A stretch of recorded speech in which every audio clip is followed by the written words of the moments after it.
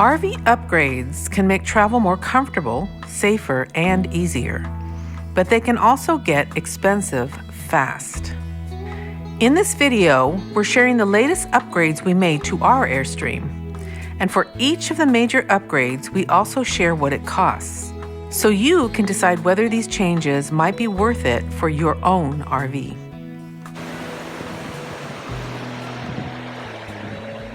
So I think owning an Airstream might be a little bit like owning a house in that things break, things need to be upgraded.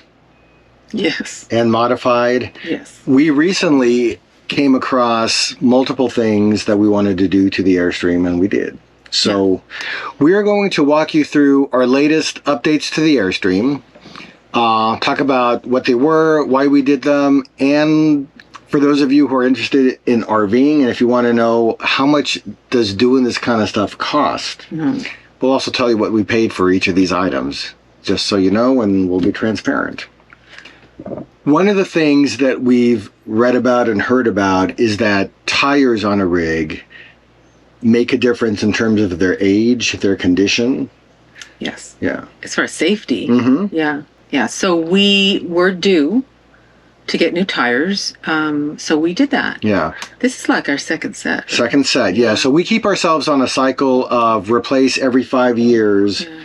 No later than that, no matter what, because we've heard the stories about as the tires age, you're more prone to cracks, to rips, to shreds, and blowouts. Yeah, and we've seen some videos of blowouts that have happened on Airstreams, and when those steel tires rip against the outside of the Airstream, Rips it apart. Yeah, not pretty. Yeah. So we got brand new Michelin tires, 4 for around the Airstream plus 1 extra for the spare. Right. They're 16-inch too. They're not. That's right. They're not the 15-inch that trailers usually come with. Yeah. We got tires that were kind of specific for this trailer. Yeah. The last time we put tires on, we upgraded to the 16-inch.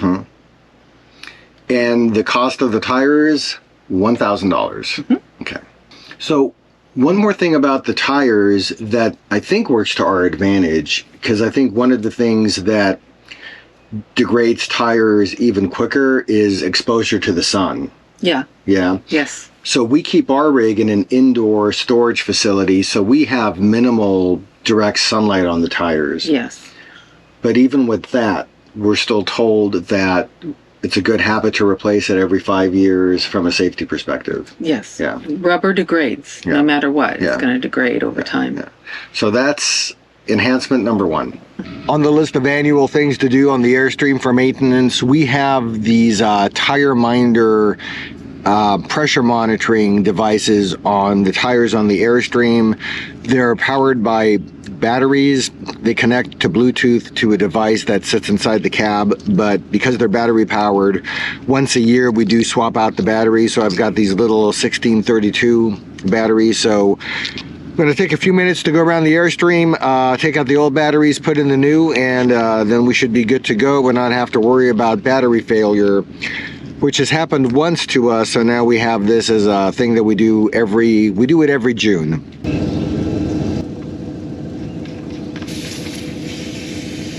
Let's talk about the next thing that we did, Julie. That was a maybe until we took the rig out again from our storage facility, and I think we actually did scrape a little bit. So previously? Yes. We scraped all the time. Yeah. Yes. So it was, we've been trying to do things to not scrape when we're leaving the driveway.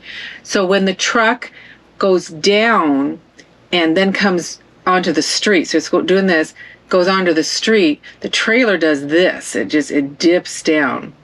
Can hit the hitch, it can hit the trailer, and which causes problems with the front of the trailer and what they call a detachment.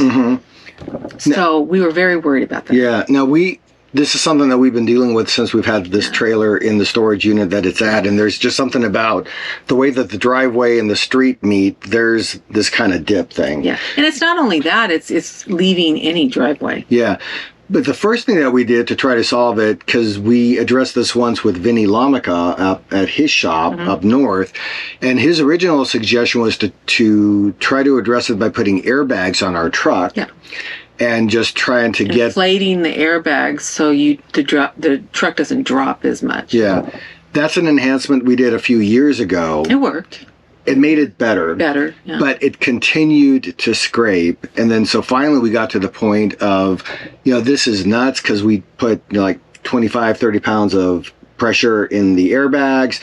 We continued to scrape, and it started to even, I think, like bend certain things that were hitting the street. Yeah. So it bent the sway bar. Little fastener on the sway bar. So we said, what else can we do? What did we do? So what can you do? You can do a lift kit.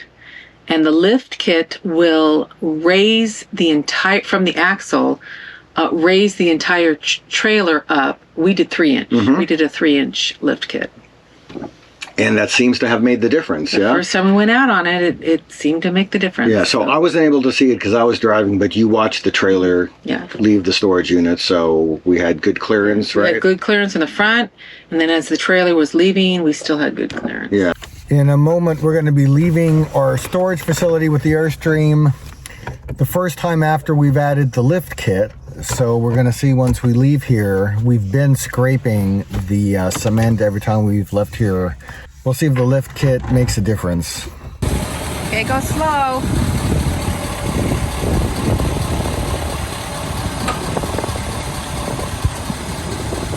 Slow, slow, slow. Slow. Okay, go. Whoa, it worked. So we did the lift kit. The cost of that, and all of these fixes that we're going to be talking about today, we did at Ventura Airstream. So that's a newer facility in Ventura, which is good for us because it's closer to where we live. One of the other things that has happened, though, since we've done the lift kit is, as you mentioned, since it's raised the trailer from the axle, this is the first trip that we've done since doing the lift kit. And I noticed, like, when we came here, one of the first things that we do when we set up is we put those stabilizer bars down. And there's a lot more room for those to go down to the ground compared to what it used to be. So it used to be that we used to park. I used to put one links block underneath each stabilizer bar, and that was good, good to go. With this trip, I had to put at least 3, if not more, on one of the stabilizer bars, those links blocks. So we're going to have to buy another set of those because we're also needing more of those on the jack that when we try to level. Yeah. So it's because everything is lifted up. We now have to make sure that the jack can reach to a good level to be stable, and now the stabilizers. Yep. All right. So that was fix number 2. Moving on to fix number 3 was something that I guess was kind of on our list in terms of a question of it. Maybe there's something that we could do, but we recently went to the California RV show in Pomona, and when you walked inside some of the Airstreams, your eye caught something and you said, maybe we should see if we could do this to our rig.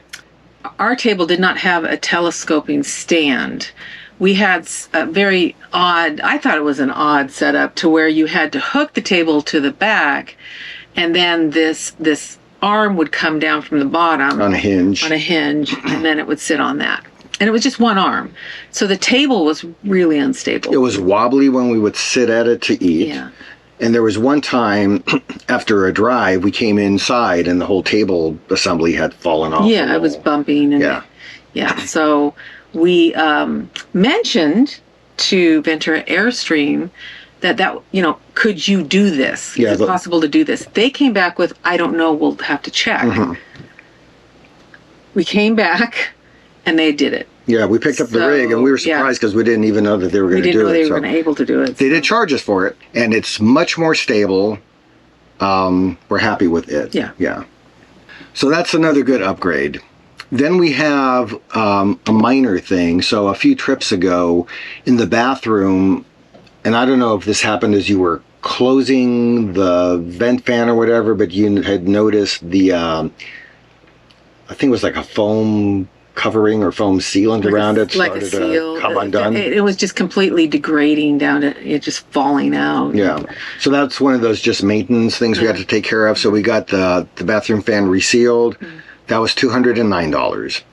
And then the last big upgrade that we did with this recent round of upgrades was our refrigerator. Yes. The refrigerators that come with your trailer usually are run by, you can run it by electric or you can run it by propane. And we are very safety conscious, and we would not run our propane to keep the refrigerator cold or the items in it while driving. Yeah. We just wouldn't do it. So we decided to get a 12-volt refrigerator. Yeah. Now, this is something we looked into, actually, I think about a year and a half ago. And at the time, we were having a very hard time finding a 12-volt fridge. To fit. Yeah, that would fit in the space. So at the time, since we weren't finding the right size combination, we just backed off from it. But when we took the rig in this time, we just asked again in case maybe there was some new model or something, and they came back to us and said, yeah, we actually have something that'll fit. I think it might have been like an inch short one way or an inch short another way. But the good news is they got it to fit. They did a great job with the trim around it, so it doesn't even look like anything's different. And we are on the maiden trip with the new refrigerator. The good news is it works. The better news is it cools down substantially faster than the prior fridge. So prior trips, we would get to the campsite, turn on the propane, and it would take the fridge at least till overnight to get cool. This time, we came in here yesterday afternoon at 3, and I think by 5 p.m., it was cool. I have a thermometer in there. So it was showing me it was at the right temperature.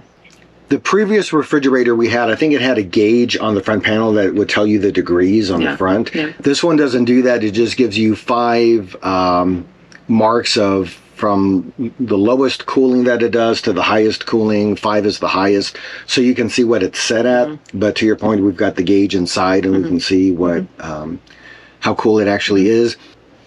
So those are the big upgrades that we've done this time around. Just to give an idea of when you own a rig, there's going to be things that either need to be replaced or you may want to replace, and there's costs associated with those things. So that's an idea of what we've done. We also had some other odds and ends done. So when the rig was in, we had the brakes and axles serviced. There was some issue with the backing plates and hubs on the wheels, so they fixed that up. There was a cupboard drawer that you had noticed an issue with that they fixed. Was it in the kitchen? We might have to revisit that because I think it has a problem. Oh, okay. We had a shade latch that was problematic by the bed that they fixed. Yeah. And we used to have this. Used to drive me nuts, maybe more so than you. But for whatever reason, the speaker. We have 2 speakers by the dinette set where we're sitting right now. There's 2 speakers by the bed, and for the longest time, in both the front and the back of the rig, only one speaker would work.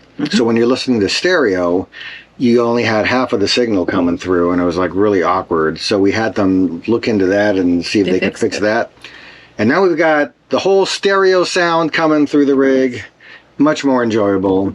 And then the last minor thing that we had done was the entry door latch on the rig was kind of sticky. So they made that better.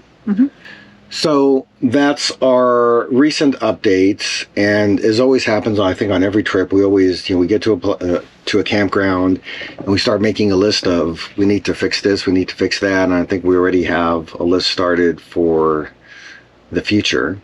Well, we're having problems with the heater, the water heater. So we're either doing something wrong. All of a sudden?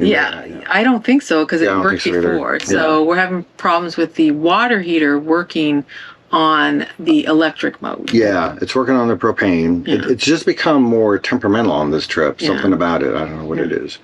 There's always some odds and ends, so we just see what needs to be done, and we do it, and that's the recent round of fixes. And the good thing now too, so a couple of good things. We talked about the fridge. Now we can travel with food in the fridge, keep it cool. So in the future, when we do like multi multi-site trips, Yeah. like we've done it sometimes in the past, we won't have to do the whole song and dance of transferring food out of the fridge into the cooler and then back and forth between trips. Right. So I'm looking forward to that. And the other thing that if we go on longer trips, we're now in discussion about doing DC to DC charging. So from the truck to the trailer, having the truck charge the batteries on the trailer. yeah. So this would be my question to people watching if they're aware about this. We have seen some videos that highly, highly recommend that as one of the best mods you can do for an Airstream, maybe for an RV, to your truck.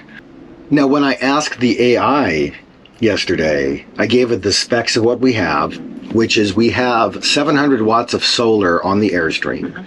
And it came back and suggested that the DC to DC charging could be more of a nice to have than a have to have. My neighbor's here with wine. We're being interrupted with a bottle of wine peeking through our window. Come on in, Joe. We're just finishing. Still a Firestone Sauvignon Blanc.